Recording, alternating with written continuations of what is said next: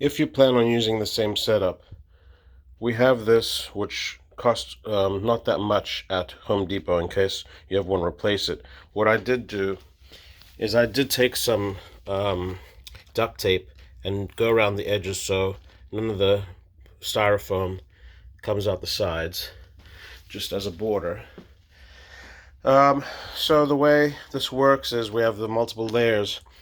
The top layer is that piece that goes on last. It has that feeder hooked into it, and we just paper clip things to it. You could probably use some more tape.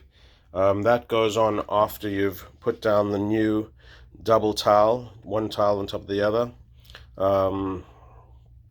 and then put these special fleece blankets that we bought, which we will give you all the ones we bought. We have about 4 or 5 of them, I think. Then after the towels, then the fleece blanket, we paper clip them all the way around onto the board, which is made of the same stuff as that. Obviously you have to take this off, which is just unscrewing that, and then when you do, you'll find that it goes in between. You can see right there that just goes anywhere you want to, and then you screw it back in. We'll give you the feeder, all their little hiding toy things as well.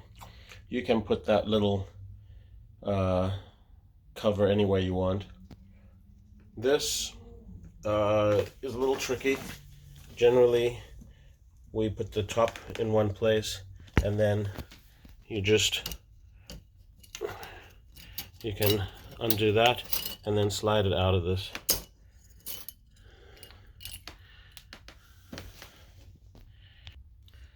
The hard thing is the corners, trying to get this tucked in. These are just big enough, but you know, you got to make sure you have enough on this side and enough on the other end so that it goes over as well as on the sides. So the more you do it, the better, easier it is.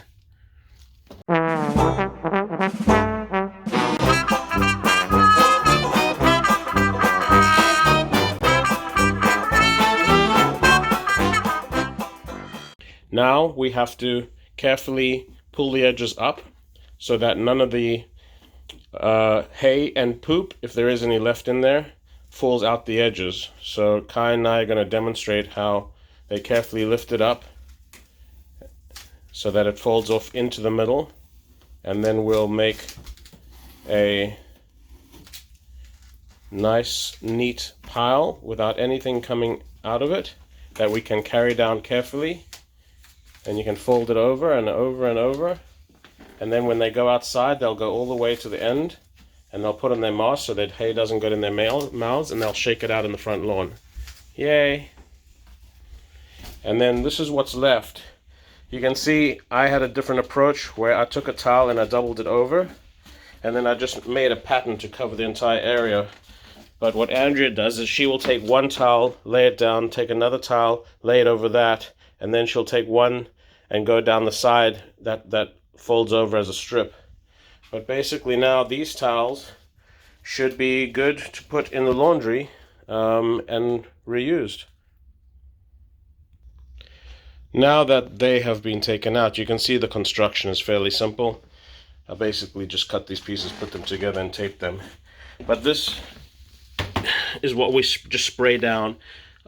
We try not to use anything with too much scent, because the guinea pigs have very sensitive noses, so we try to use scent-free, allergy-free stuff so that the guineas not get upset with it. All right.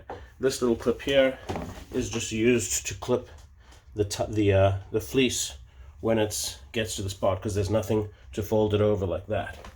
All right.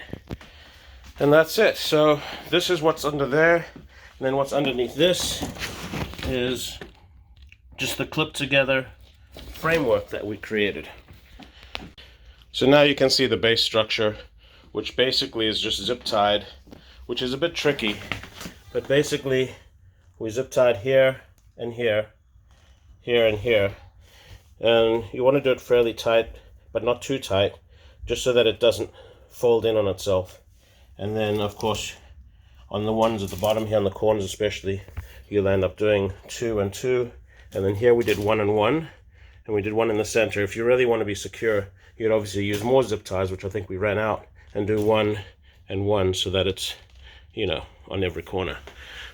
But once it's down, it doesn't matter because the rest of it goes inside it, so it's fine. All right.